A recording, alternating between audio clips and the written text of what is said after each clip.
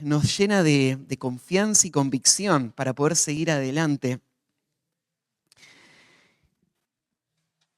Tal vez parece un poco redundante cada semana arrancar con el contexto, pero siempre hay alguien sumándose o escuchando por primera vez esta serie.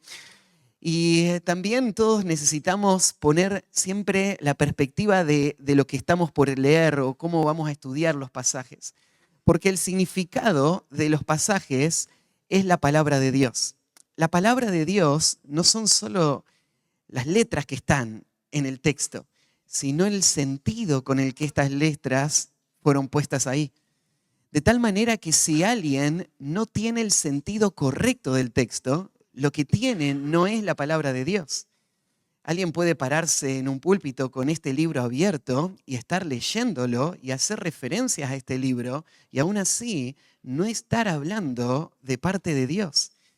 Lo que hace que una predicación sea bíblica es que el concepto que el autor bíblico tenía en mente pueda ser el mismo que estoy diciendo cuando yo les estoy leyendo o explicando el pasaje. Así que mi responsabilidad es siempre tener esto en mente. ¿Qué es lo que, en este caso, Mateo estaba queriendo decirnos con esta historia de lo que Jesús dijo en su época?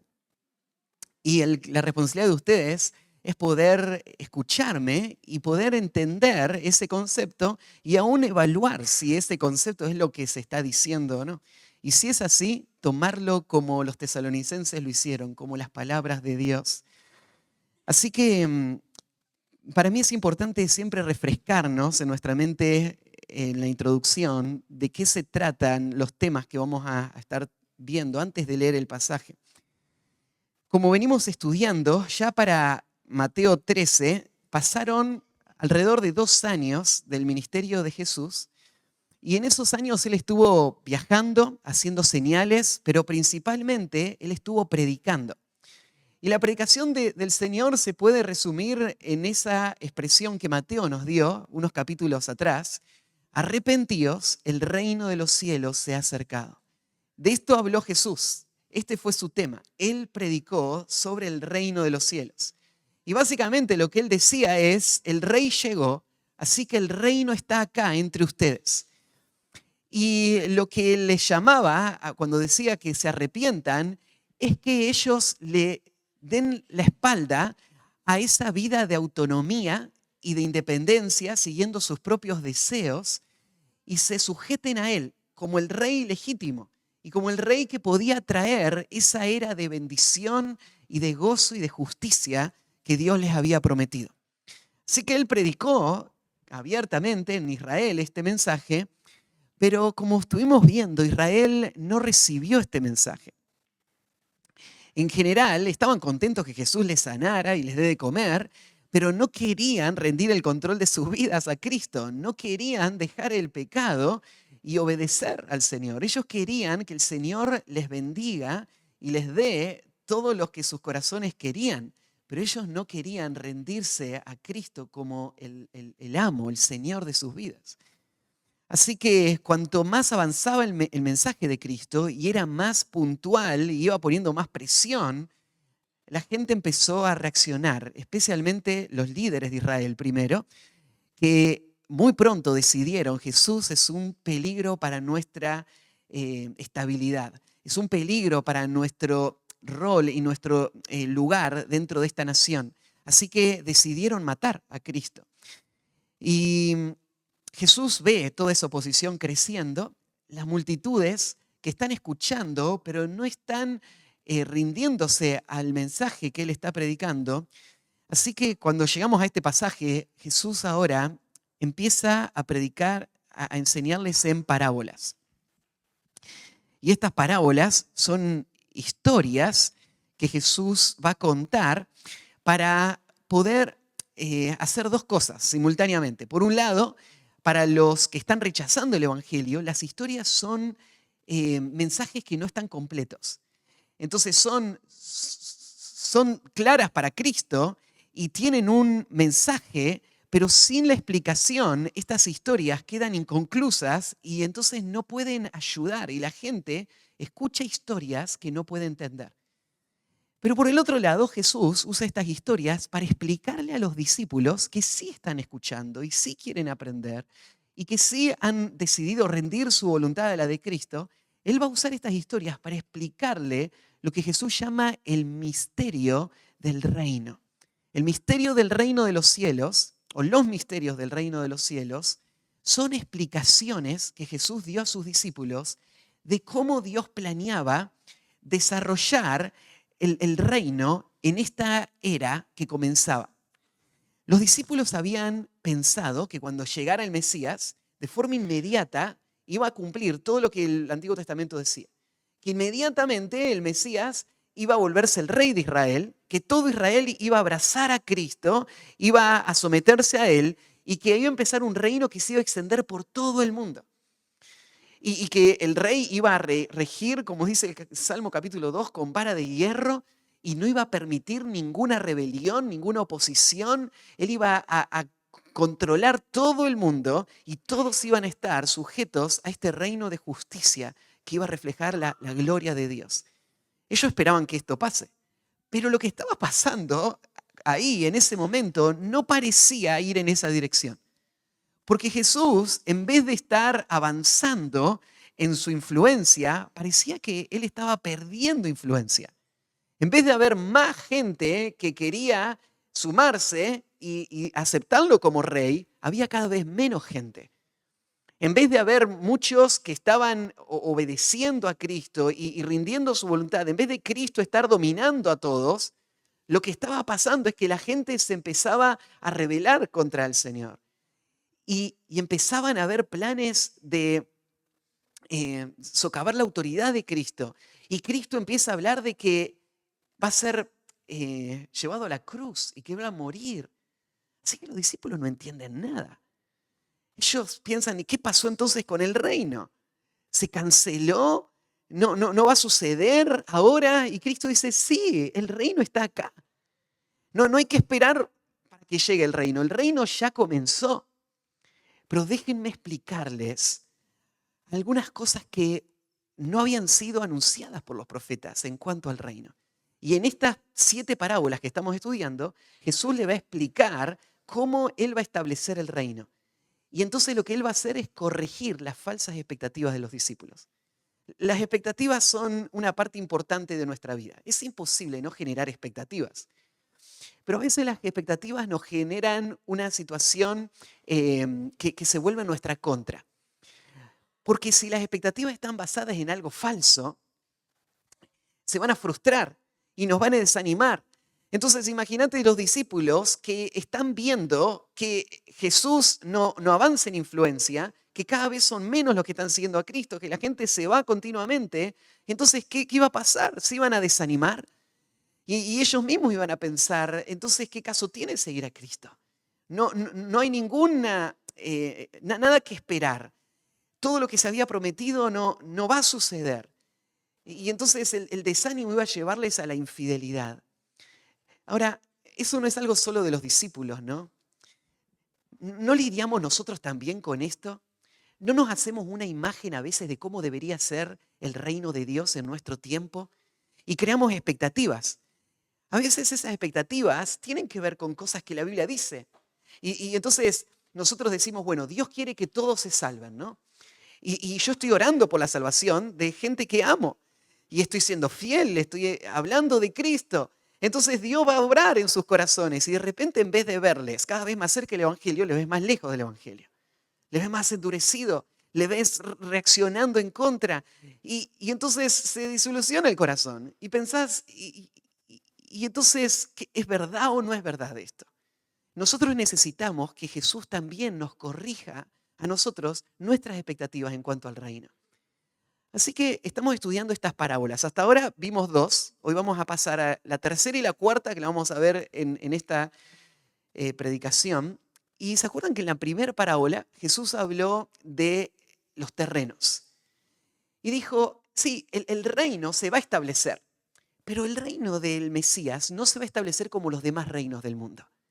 no se va a establecer por medio de la fuerza, no se va a establecer con la espada. No va a llegar el Mesías y va a comenzar su reino con un juicio contra todos los que lo rechazan. Eso va a venir en el futuro, pero ahora el reino se está estableciendo por medio de la predicación. Así que lo que me ven hacer a mí, dice Jesús, que estoy viajando de lugar en lugar, predicando del reino, esto es el poder que va a hacer que el reino se establezca. La predicación no parece algo tan eficiente para formar un reino, pero eso es porque no entendemos la mente de Dios y los caminos que Dios usa. Porque Dios quiere establecer un reino en donde los corazones sean transformados. Y su palabra es el único poder que existe en el universo para transformar los corazones. Así que el reino de Dios se va a establecer con predicación. Ahora Jesús explicó en la parábola de los terrenos que aunque vamos a predicarle a todos, no todos van a recibir la predicación. Es más, la mayoría no lo van a recibir. Y aún los que lo reciban inicialmente, de ellos, muchos, la palabra no va a tener fruto. Porque ellos van a recibir la palabra, pero este recibir no va a ser un recibir sincero. Va a ser un recibir la palabra que va a estar mezclado con otras motivaciones. Va a estar mezclado con un corazón que no está rindiéndose a la verdad de la palabra. Entonces, cuando venga la prueba se va a quemar, o cuando vengan los demás afanes de esta vida, lo van a ahogar. Y entonces la mayoría de las personas no van a entrar en el reino. De todos los que escuchen, solamente pocos van a entrar. Algunos lo van a rechazar de una, otros van a mostrarse dispuestos, pero después van a abandonar. Entonces Jesús le dice, así es como se establece el reino. Esto es normal, esto está bien, estos son los métodos de Dios. Tenemos que confiar en esos métodos. Entonces fue una parábola inicial para entender este gran principio de cómo Dios está estableciendo el reino. La segunda fue la parábola del trigo y la cizaña de la semana pasada, donde Jesús les dijo, en el reino de Dios no va a instalarse ese reino de forma inmediata, destruyendo a Dios todos sus enemigos, sino que el reino se va a instalar de forma gradual. Y por mucho tiempo el reino va a incluir hijos del reino e hijos del malo, que están viviendo en la misma realidad, aunque son dos naturalezas distintas, ellos conviven. Así que como hijos del reino, nosotros tenemos que abrazar eso. Tenemos que entender, vamos a convivir con la oposición, vamos a convivir con el rechazo, con el maltrato, vamos a convivir con las falsificaciones. Vamos a convivir con un enemigo que está tratando de destruir la obra del Señor y está tratando de sembrar falsificaciones todo el tiempo para aún afectar al pueblo de Dios. Pero no tenemos que temer, porque Dios al final gana. La cosecha va a llegar, todo el pueblo de Dios está seguro, va a estar en ese granero para siempre. Y mientras tanto, tenemos que tener compasión por los que son cizaña. Tenemos que ser fieles, tenemos que seguir compartiendo, tenemos que aceptar la dificultad de esta vida y tenemos que ser astutos. Tenemos que saber de que no todo lo que parece ser trigo lo es, porque conviven en la misma realidad el trigo y la cizaña. Así que en la segunda parábola Jesús nos explicó de que hasta el final, hasta que se termine esta era y llegue el día de la cosecha, así se va a ver el desarrollo del reino, como una realidad mixta. Hoy pasamos al tercer concepto. La tercera y cuarta parábola las podemos agrupar en un solo principio, que tiene dos matices distintos. Vamos a ver una pequeña distinción, pero básicamente van a mostrar el mismo hecho. Y es que aunque en apariencia el reino no demuestre ser algo tan impactante, algo tan llamativo, algo que puede revolucionar el mundo, de hecho el reino tiene el poder para traer un impacto mundial y afectar todos los ámbitos de este mundo. El poder del reino no está en la revolución, sino que está en que por naturaleza es una realidad viviente. Y el reino va avanzando en los corazones y en el mundo, aún de forma silenciosa, pero teniendo un efecto que al final del día va a cumplir todo lo que Dios planeó para este reino. Así que me imagino que para los discípulos este próximo mensaje era muy importante. Porque pensalo así.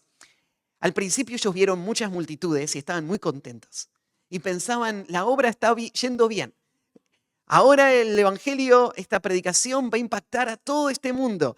Y el reino se va a establecer. Y de repente empiezan a ver el grupo achicarse. Achicarse, achicarse, achicarse, achicarse. Y él miran alrededor y bien, bueno, ¿quiénes son los verdaderamente comprometidos con esto?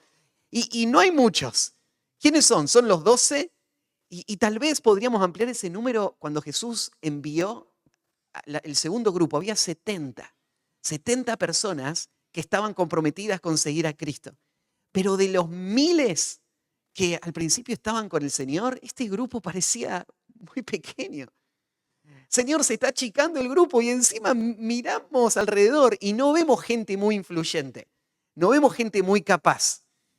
Miramos, ¿no es cierto? Y hay pescadores, hay revolucionarios, ¿no es cierto? Que antes eran de grupos que estaban tratando de derrocar al gobierno. Hay un cobrador de impuestos. ¿Y qué vas a hacer con este grupo, Señor? Vos nos hablás de un impacto mundial, porque Él dijo, ¿se acuerdan de la parábola anterior? El campo es el mundo. O sea, el reino es el mundo. Todas las naciones, todos los pueblos. O sea, el reino de Dios ahí está. Y nosotros vamos a extender este reino por todo el mundo. Pero nosotros, esto era impensable para ellos. Así que ellos necesitaban esta parábola para entender cómo cosas pequeñas pueden tener gran impacto y gran influencia. Ellos tenían que reajustar su visión para que no menosprecien los inicios pequeños o las cosas que no hacen tanto ruido o que no son tan visibles o tan aplaudidas por todos. Porque a veces en esas cosas puede estar un poder que es mucho mayor que cualquier otro poder que este mundo conozca. Así que las dos parábolas que vienen van a mostrar este principio. Podríamos titular el mensaje de hoy El crecimiento del reino. Van a hablar de cómo el reino de Dios crece. No tanto qué herramienta usa Dios para hacerlo crecer, sino en cómo el reino va a crecer, aun cuando ahora no parezca tan asombroso o llamativo.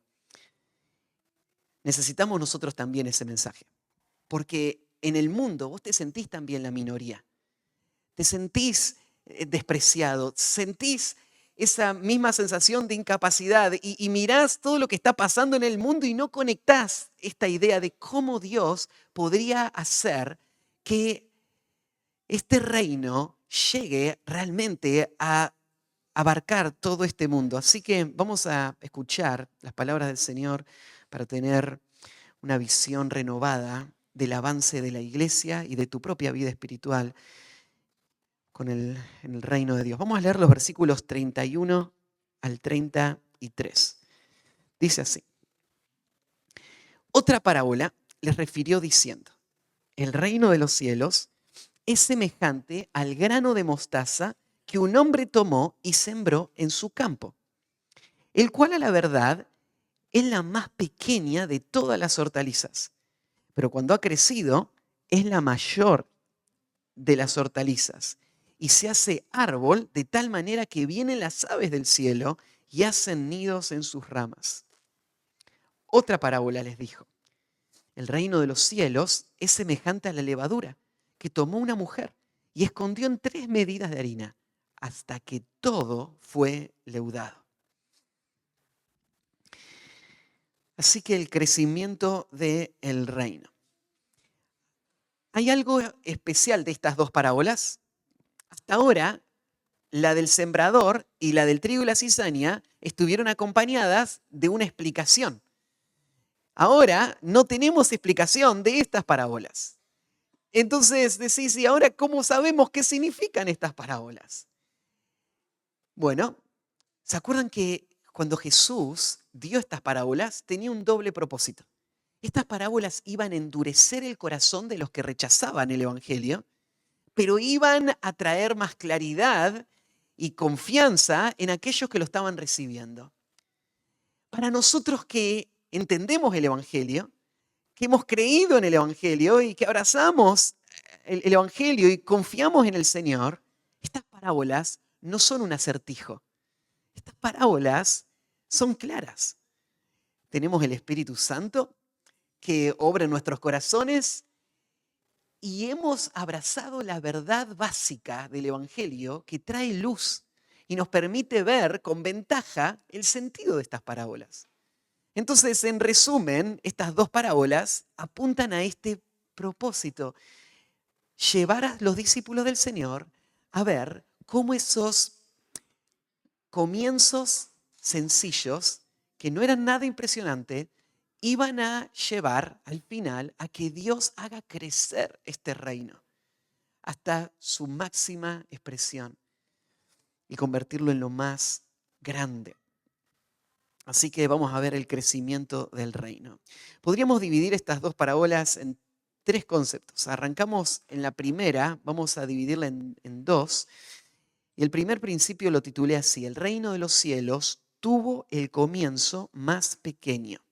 El reino de los cielos tuvo el comienzo más pequeño. Otra parábola le refirió diciendo. Ya para este momento sabemos que Mateo nos explicó que Jesús solo le va a hablar en parábolas a las multitudes. Así que no nos sorprende encontrar otra más. Esta es otra de esas historias que la gente de ahí afuera no iba a entender, pero que para los discípulos iba a ser un tesoro, que le iba a enseñar cómo pensar del reino de los cielos. Y le dijo: el reino de los cielos es semejante al grano de mostaza. Es muy hermoso ver cómo el Señor puede tomar las cosas más sencillas y usarlas para las enseñanzas más profundas. En este caso, Él va a usar algo de la agricultura.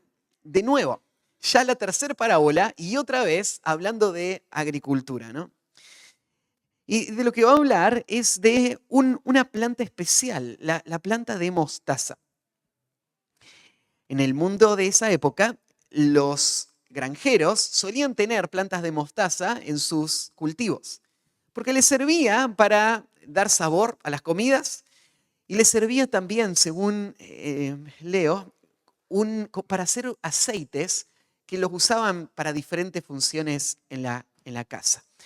Entonces, vos ibas a las casas y solías ver estos arbustos plantados en las huertas que usaban para cultivar su propia comida.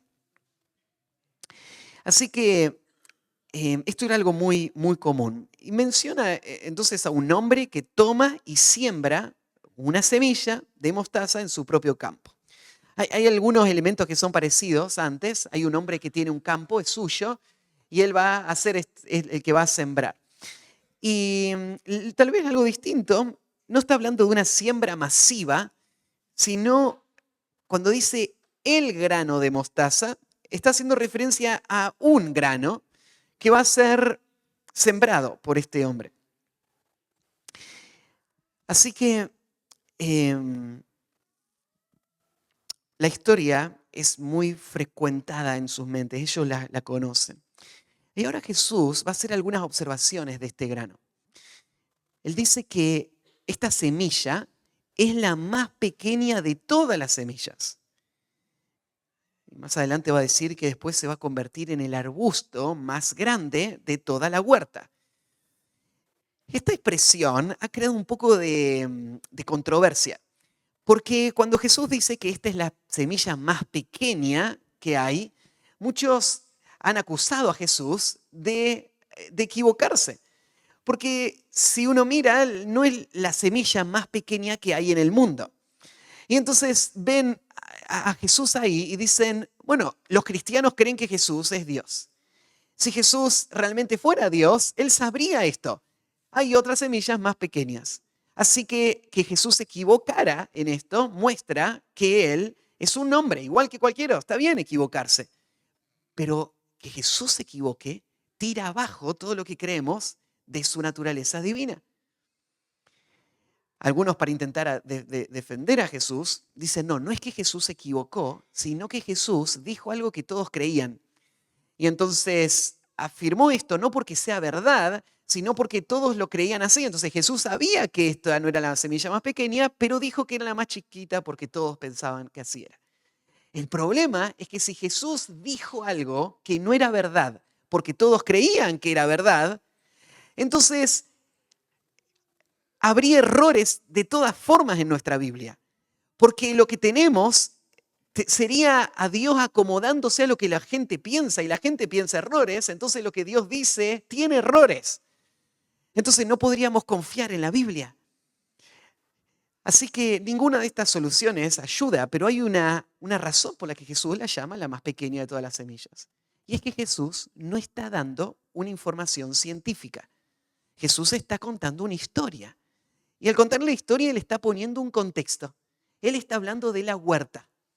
Y Él está hablando de las semillas que se usan en ese mundo, en esa región, en el contexto de la huerta. Y Jesús está haciendo una comparación. La más pequeña de todas las semillas que usan en la huerta termina convirtiéndose en el árbol o en el arbusto más grande que hay en la huerta. Entonces, no hay ningún problema en la interpretación. Y el mensaje es muy sencillo, ¿no? Esta semilla es muy pequeña. La semilla de mostaza se había convertido en el mundo de aquella época en una expresión común para referirse a algo muy pequeño. Jesús también usó la semilla de mostaza, ¿se acuerdan cuando Él dijo, si tuvieran fe como un grano de mostaza? Le dirían a este monte que se desarraigue y se ponga en el medio del mar y les obedecería. O sea, Jesús habló de la semilla de mostaza como algo muy pequeño. Entonces, en ese sentido lo está usando acá. Él está hablando del reino de los cielos y lo está comparando con algo que comienza muy pequeño. Si podemos pensar el reino que Dios había anunciado desde el principio de la humanidad, que un día iba a tomar el control de todo este mundo. ¿Cómo comenzó? Comenzó con un hijo de carpintero caminando a las orillas del mar de Galilea, hablando con la gente y predicándoles en cuanto a este reino. Comenzó con ese grupo de discípulos, un puñado de hombres con muchas limitaciones que escucharon y creyeron el Evangelio y que empezaron a seguir al Señor y empezaron a aprender de Él y empezaron a obedecer todo lo que el Señor les estaba enseñando.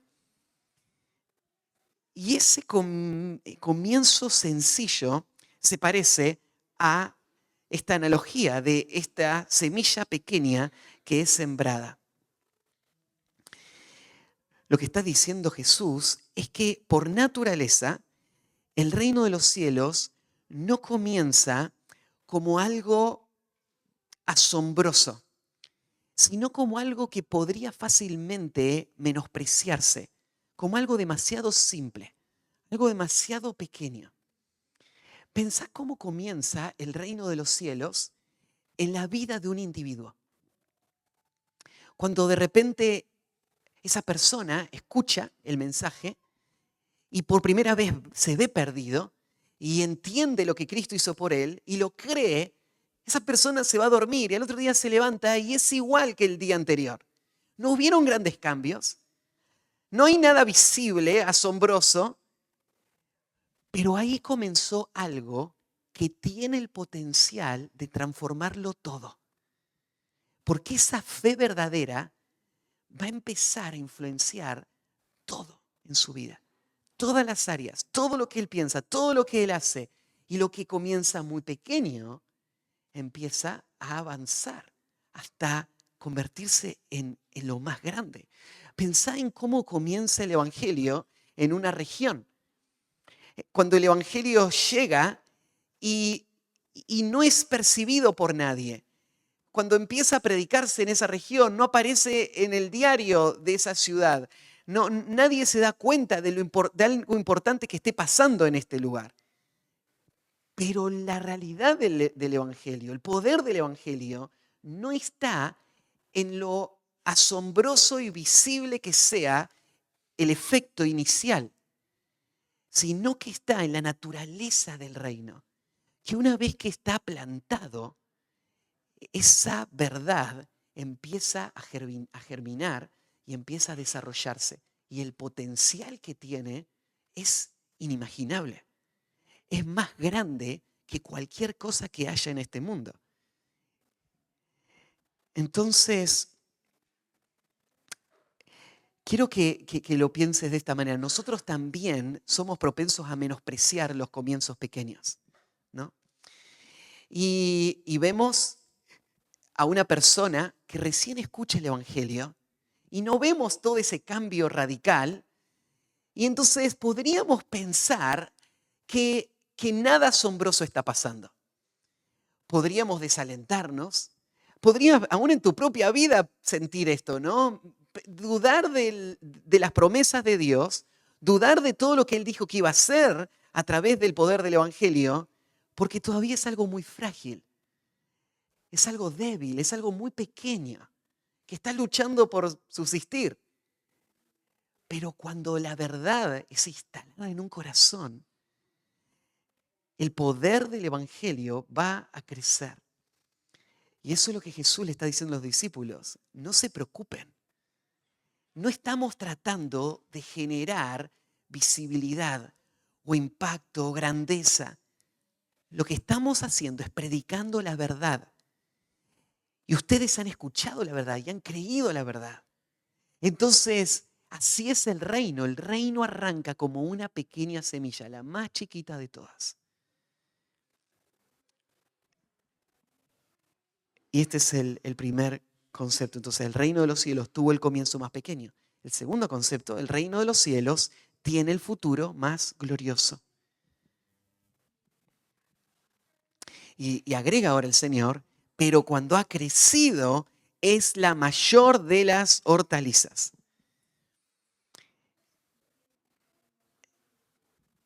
La proporción es lo que Jesús está señalando acá como lo asombroso. De lo más pequeño a lo más grande. Tenemos que aclarar también de que la semilla de mostaza no hace al árbol más grande que hay en el mundo, ¿no? Jesús no está hablando de todos los árboles que hay en el mundo, está hablando de la huerta. Y en la huerta las plantas no son muy grandes. Si mirás la planta de lechuga, de acelga o de tomate, son plantas pequeñas que son de temporada. Así son las plantas de la huerta. Pero hay una planta en la huerta, la semilla de mostaza en aquel tiempo, que crece de manera mucho más allá de lo normal, de lo cotidiano, de lo que todas las demás crecen. Hay algunas plantas de mostaza que pueden crecer hasta unos 2,5 metros o 3 metros de altura y se hacen arbustos tan grandes que hacen sombra. Personas pueden ponerse ahí abajo y usarlo como un árbol. Entonces, Jesús no está dando de nuevo una comparación con los árboles del mundo, pero está mostrando este contraste. Nadie podría imaginar que esa semilla, que es la más pequeña de todas, después sobrepase a todas de una forma tan amplia y volverse un monstruo dentro de la huerta, tan gigante. Al decir esto, lo que Jesús está mostrando es el éxito asegurado que tiene este programa del establecimiento del reino. Porque en esa semilla, aunque es tan pequeña, está guardado una carga de información que hace que al germinar desarrolle no cualquier planta, la más grande de todas las plantas. Es solamente cuestión de tiempo para que el orden natural de las cosas lleve hasta este resultado asombroso. Entonces Jesús está consolando el corazón de los discípulos, no solamente para que no menosprecien esos comienzos sencillos, sino para que confíen en el futuro glorioso que viene. Un futuro que ellos no iban a ver antes de morir. Lo van a ver un día en el establecimiento de la última expresión del reino, cuando resuciten, pero ellos tenían que mirar y confiar en ese desarrollo que Dios iba a traer. Creo que los discípulos, o nosotros nos parecemos demasiado a los discípulos. Cuando pienso en cómo nosotros medimos el impacto y la influencia, me pongo en el lugar de los discípulos si hubiese necesitado las mismas palabras del Señor. Los discípulos están viendo al grupo achicarse y así es como uno mide el tamaño. Uno mide el impacto y la influencia en relación a números. Entonces, Jesús está cambiando la perspectiva de ellos. No miren hoy el número. Lo que tienen que mirar es la realidad, es la esencia. Porque en el reino está el poder y están las condiciones para que se cumpla todo lo que se fue dicho. Cuando nosotros miramos el avance del reino de Dios entre nosotros, también podemos caer en el mismo peligro que los discípulos. Quiero aclarar algo. Cuando Jesús está hablando del reino, acá no está hablando de una iglesia local. No está diciendo que una iglesia local arranca chiquita y va a terminar grande. Porque eso no siempre es el hecho, ¿no? Una iglesia local puede disolverse. Las iglesias locales no son el objetivo de Dios, son la herramienta de Dios. Pero de lo que estamos hablando es del reino de Dios en este mundo, que trasciende cualquier iglesia local, que es el obrar de Dios en todo este mundo. No es solamente nuestra congregación particular.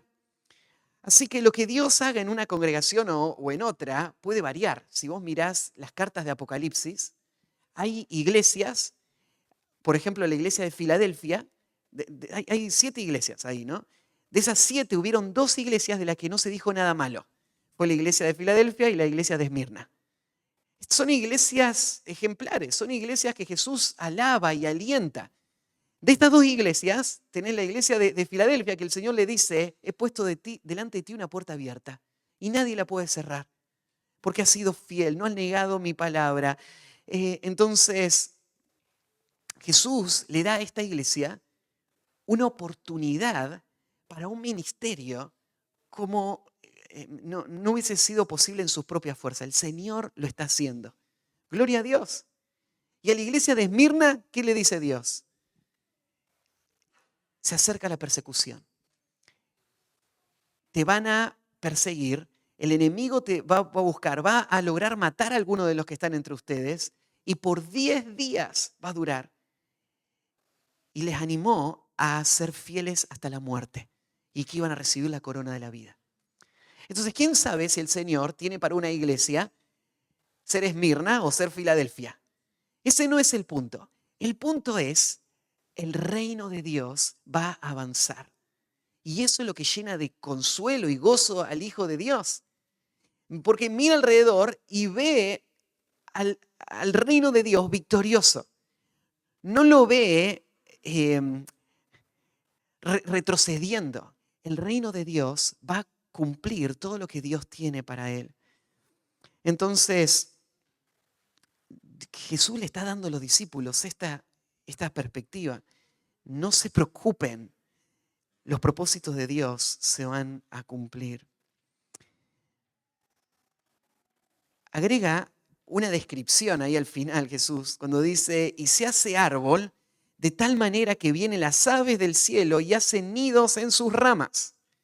De nuevo, esta expresión ha traído mucho debate, porque personas han pensado, bueno, ¿y a qué se refieren las aves del cielo? ¿Qué está comparando Jesús acá cuando usa la expresión ave del cielo? ¿Se acuerdan que en la historia del sembrador o de los terrenos aparecieron aves? Y las aves eran la obra de Satanás que venía a sacar del corazón la palabra de Dios. Entonces algunos dicen, bueno, las aves acá es la obra de Satanás en la iglesia.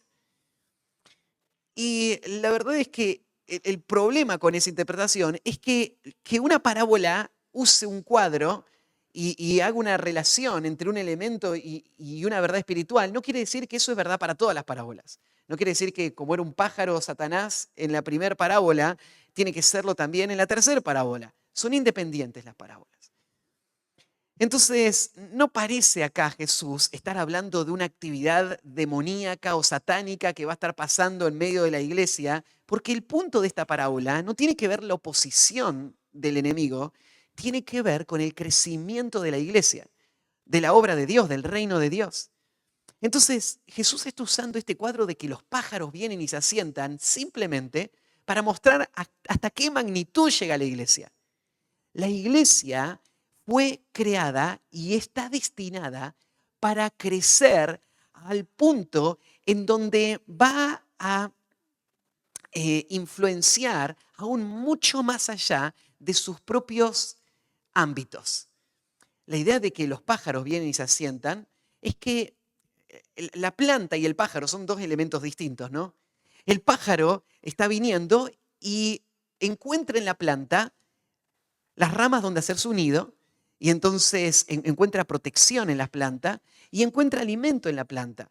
Encuentra la mostaza que se puede comer, ¿no? Entonces el ave se está beneficiando de la planta. Lo que Jesús parece indicar acá es que esa planta o el reino de Dios va a llegar no solamente a traer salvación al mundo, sino a influenciar aún más allá de los que participen del reino. Hay personas que van a salvarse y van a ser parte del reino y ellos van a ser la planta. Y hay personas que aún sin ser salvadas por el Evangelio, van a beneficiarse por el efecto que esa planta tiene sobre este mundo. Así que lo que tenemos ahí es un cuadro de la influencia que está haciendo el reino en el mundo que le rodea.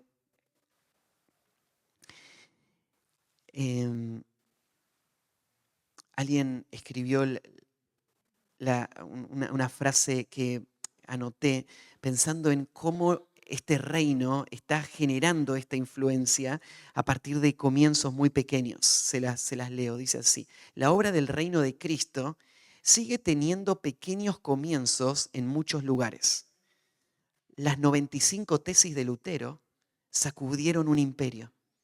La predicación de Whitefield y Wesley sobre la necesidad del nuevo nacimiento trajo un despertar a ambos lados del Atlántico.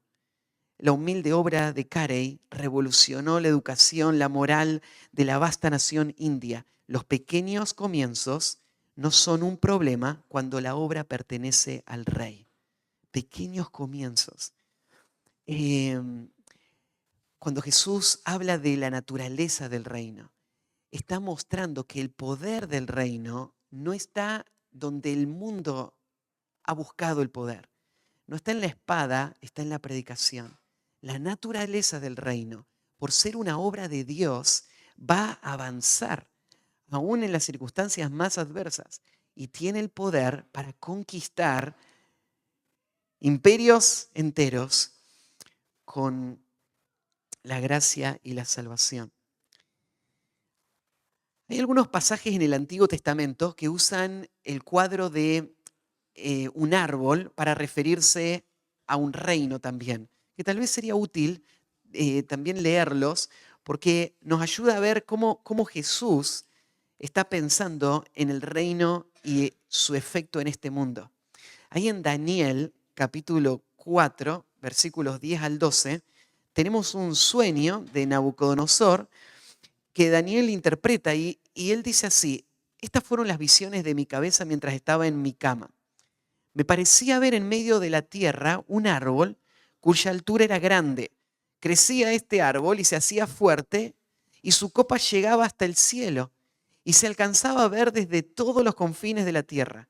Su follaje era hermoso y su fruto abundante, y venían a él, y había en él alimento para todos. Debajo de él se ponían a la sombra las bestias del campo, y en sus ramas hacían morada las aves del cielo, y se mantenían de él toda carne. Ahí lo que tenemos es una visión que después Daniel va a interpretar como Nabucodonosor y su gobierno, el reino babilónico, siendo un gran árbol a donde vienen a refugiarse todos los demás pueblos del mundo. Y mostrando, ¿no es cierto?, el tamaño, la magnitud de este árbol, se estaba reflejando la importancia que tenía el imperio babilónico sobre todos. Cuando Jesús habla de su reino como un árbol que va a crecer más que todos los demás, Él está hablando de este gobierno y esta influencia que va a traer, por hacer una comparación, un efecto similar al que los gobiernos de este mundo han tenido, pero basados en principios totalmente distintos y trayendo un resultado totalmente distinto. Pero él está comparando este cuadro. En Ezequiel 17, versículos 22 al 24, hay una profecía en relación al reino futuro del Mesías, donde se usa este mismo cuadro.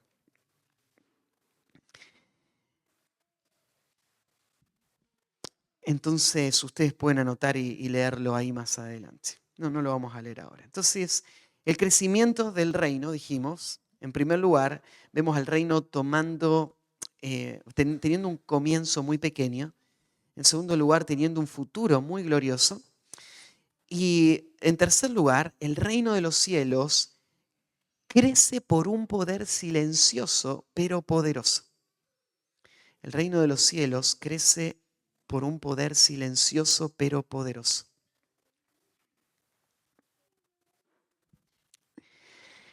El mundo ahí afuera no nos toma en serio, no nos toma en cuenta. Hay demasiado ruido, hay demasiadas cosas que para el mundo parecen más importantes que lo que está pasando ahora en este salón.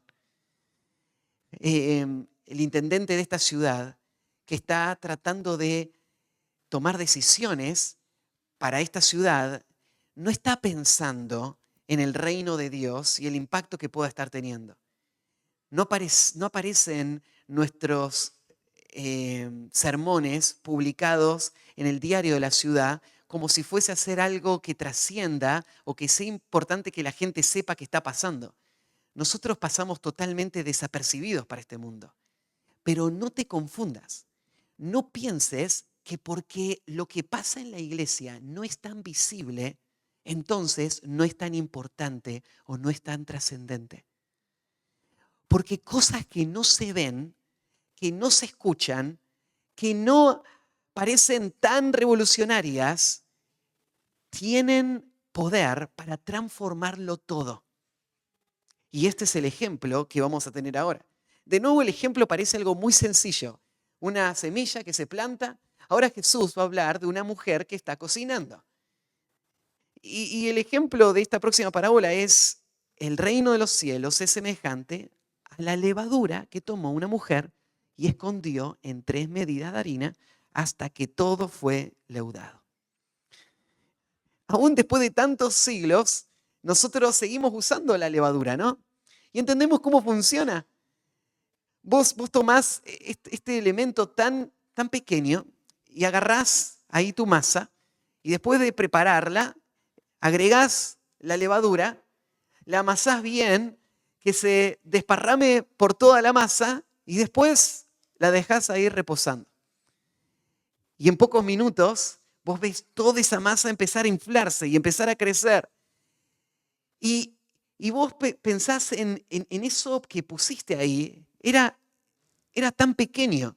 Podría haberse confundido con otro poquito de harina, pero no era harina, ¿no? Si usaste la levadura en polvo, pero algo tan pequeño, tan insignificante, hizo un efecto tan grande sobre una masa mucho mayor que ella, ¿no? Ese efecto no lo hizo con algo asombroso. Vos lo dejaste ahí, lo dejaste reposar y te fuiste. y no se vio nada, no se escuchó nada. Pero el paso del tiempo hizo que eso tome o afecte toda la masa.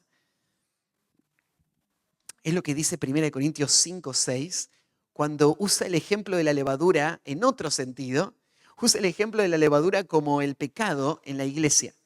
Y dice 1 Corintios 5, 6, no es buena vuestra jactancia, ¿no sabéis que un poco de levadura leuda toda la masa? Él está usando este ejemplo para hablar de cómo si la iglesia permite el pecado dentro de la iglesia, va a tener el efecto que tendría la levadura en una masa. En poco tiempo va a afectarlo todo. Pero pensá en esto, está usándolo en un sentido distinto, pero es el mismo concepto. En poco tiempo la levadura lo afecta todo. Así que Jesús dice que el reino de los cielos es así. Una mujer lo escondió, y ahí la idea de escondió no quiere decir que no quería que se vea, sino la idea es que lo mezcló bien y ya no se vio más porque quedó mezclado en medio de todo, pero ahí empezó ese efecto hasta que todo fue leudado. Así es el reino de los cielos. Yo hablaba recién cómo estas verdades tienen que cambiar nuestra perspectiva. A veces nosotros menospreciamos el poder que está en el obrar de Dios en un creyente o en la palabra de Dios. Pero pensá Dios en su sabiduría, cómo coloca, como una mujer que pone la levadura, coloca al creyente en medio de la masa, en medio de este mundo. ¿Cuál es la meta de Dios? La meta de Dios es la salvación de todo este mundo. Pero ¿cómo lo hace? No lo hace con publicidad, no lo hace con edificios, no lo hace con programas o actividades. Lo hace como si fuese a ser la levadura que Él coloca en diferentes lugares para que hagan ese efecto de leudar todo. Yo no sé dónde el Señor te colocó, pero Él sabe, y Él sabe por qué te colocó ahí. En esa familia donde Él te puso, en ese barrio donde estás, en ese lugar laboral. Vos sos como esa levadura. El reino de Dios es un poder que no se puede detener. Cuando está implantada la verdad y cuando hay una persona que quiere vivir una vida santa, cuando hay una persona que quiere ser fiel a la verdad del Evangelio, que se dispone a servir con humildad y disposición y va a vivir una vida íntegra, su vida es como levadura para una masa. No se puede detener el efecto que genera. Ahora, tal vez vos podrías menospreciarlo y temer, intimidarte. Tal vez vos podrías no abrazar tu llamado y no hacer esa función, no hablar el Evangelio, no vivir una vida abierta. Y Jesús está cambiando la perspectiva de los discípulos para que ellos no piensen como el mundo. El reino de los cielos no se establece como los demás reinos de este mundo. El reino de los cielos es como levadura que se coloca en medidas distintas, pero que tiene el poder para transformarlo todo. Y lo que Dios está planeando es transformar todo. Vos no fuiste colocado ahí solamente para subsistir y sobrevivir.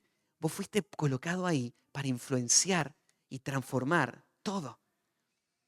Vos no sabés los tiempos del Señor o la forma en la que Dios te va a usar, pero no te desalientes. No te llenes de afán y de ansiedad. Espera en el Señor. Y en silencio, muchas veces, en paciencia, sé fiel para que el Señor obre y haga crecer el reino en tu contexto. Algo también que podemos notar del avance del reino en el concepto de la levadura es que el reino de Dios sucede como una transformación desde adentro para afuera. No sucede como una transformación externa de las cosas que se ven, sino ahí en el medio de esa masa, en esa fermentación, empieza la transformación que cambia todo. Pensalo de esta manera. La transformación de un individuo es como una masa en donde fue colocada la levadura. Y esa levadura, esa fe genuina, esa verdad de la palabra de Dios que yo abracé, empieza a afectar mi vida. Y el propósito de Dios es que afecte todas las áreas de mi vida. El reino del Señor no es solamente un cambio de ubicación, un cambio de actividad, no es solamente un cambio externo, no es un cambio de apariencia, es un cambio interno, como una levadura que fermenta toda tu vida, en donde toda tu vida ahora va a ser controlada por la verdad del Evangelio y va a ser traída a la obediencia a Él. Y eso es lo que esperamos ver en cada uno. Ese es el efecto de la palabra. Entonces, para terminar, podríamos repasar lo que el Señor nos enseñó en esta parábola. Primero, no tenemos que menospreciar los inicios pequeños. Pienso, por ejemplo, en una mamá que está haciendo la tarea de enseñar la palabra y que se desalienta porque está esperando algo radical. El reino del Señor no funciona así. Es como levadura que va fermentando. Es como una semilla muy pequeña que no parece muy prometedora, pero se termina convirtiendo en algo muy poderoso. Se termina convirtiendo en algo que abarca todo.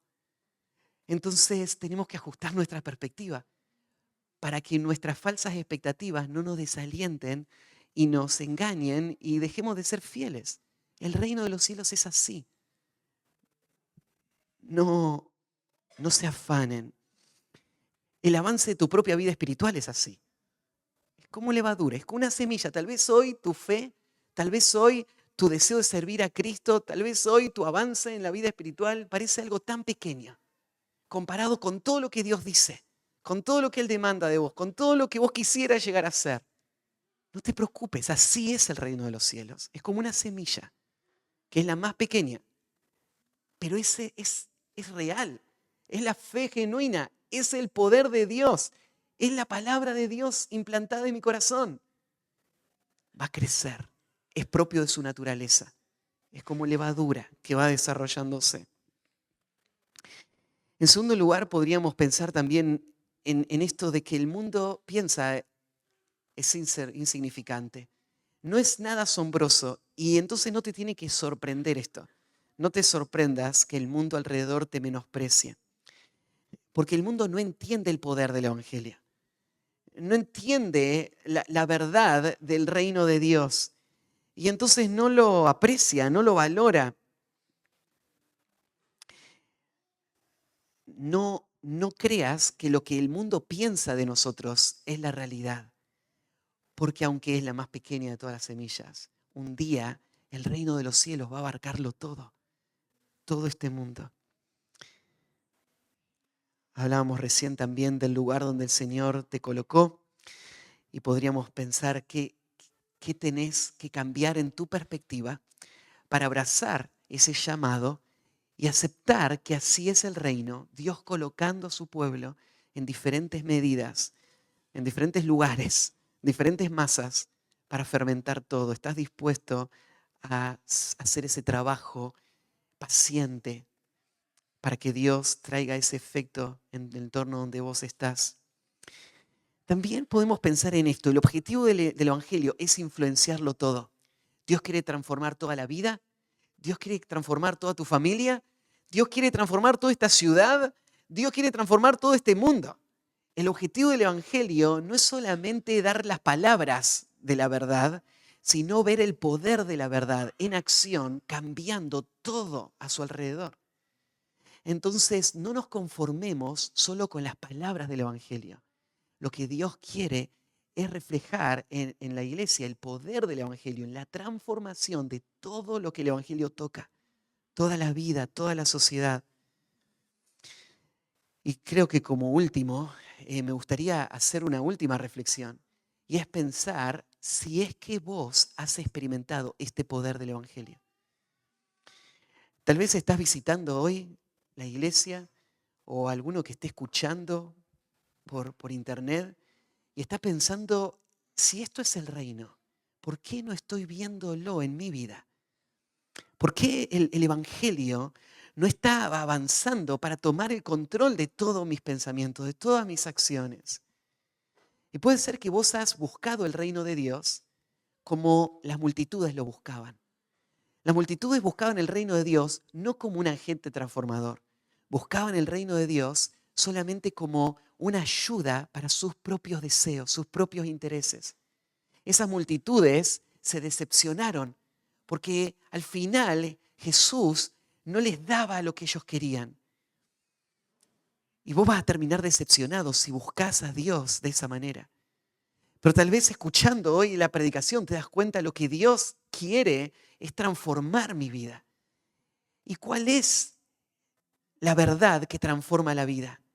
Bueno, yo expliqué la predicación de Cristo fue esta: arrepentíos porque el reino de los cielos se ha acercado. La predicación de Cristo es esta: tu vida ha estado marcada por el pecado. Tu vida ha estado marcada por la esclavitud a tus propios deseos.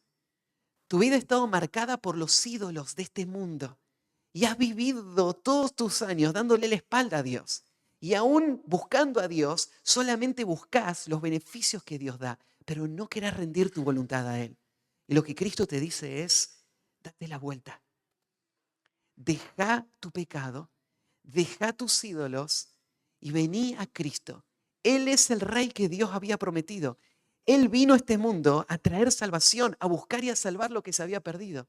Él fue rechazado por el mundo y murió en una cruz, pero esa cruz se volvió la herramienta de Dios para perdonar los pecados y salvar a los que vienen a Cristo en fe.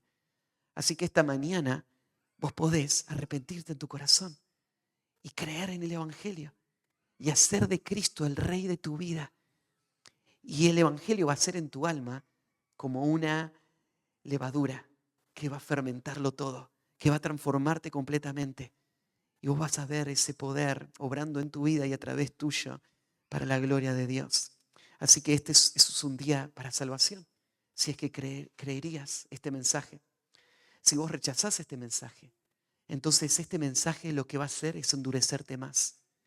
Y cada vez que vos lo rechaces, el Señor va a traer juicio sobre tu vida, alejándote más y más de la verdad que te puede salvar. Vos no podés darte el lujo de esperar un día más para venir a Cristo. Hoy es el día de venir a Cristo. Si escuchás hoy su voz, no endurezcas tu corazón. Hoy vení a Él y Él te va a traer salvación. Oramos. Padre, cuánto necesitamos tu verdad, porque nuestro corazón nos confunde, este mundo nos engaña. Y Señor, tu palabra es la que nos habla con verdad sobre tu reino, sobre nuestra vida y sobre la necesidad que tenemos del Salvador. Gracias, Señor, por estas parábolas. Gracias por cada una de estas lecciones que aprendimos hoy. Te pido que tu Espíritu pueda traer convicción al corazón, luz a la mente, para que podamos responder en obediencia. Ayúdanos, Señor, a ser prácticos con lo que escuchamos y aún saliendo ahora en cada conversación, volviendo a casa, alrededor de la mesa, hablando sobre estas parábolas. Ayúdanos, Señor, a confirmar en nuestro corazón tu verdad para que podamos caminar esta semana en obediencia a ti. Te encomendamos todo esto en el nombre de Cristo Jesús. Amén.